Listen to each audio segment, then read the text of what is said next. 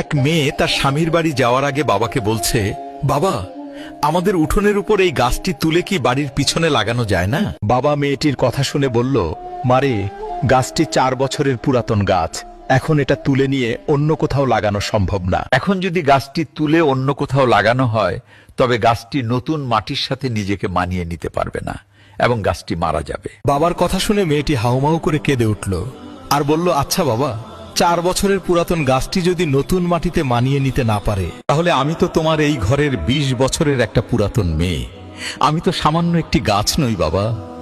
তাহলে তুমিই বলো, আমি কিভাবে অন্য একটি নতুন বাড়িতে গিয়ে নিজেকে সম্পূর্ণ মানিয়ে নিব, আর কিভাবে নিজেকে সম্পূর্ণ বাঁচিয়ে রাখবো বাবা?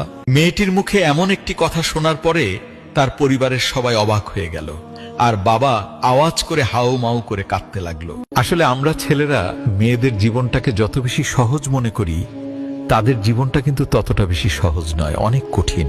তাই আমি এই পৃথিবীর সমস্ত ছেলেদেরকে বলবো, আপনারা দয়া করে মেয়েদেরকে মন থেকে সম্মান করতে শিখুন এবং তাদেরকে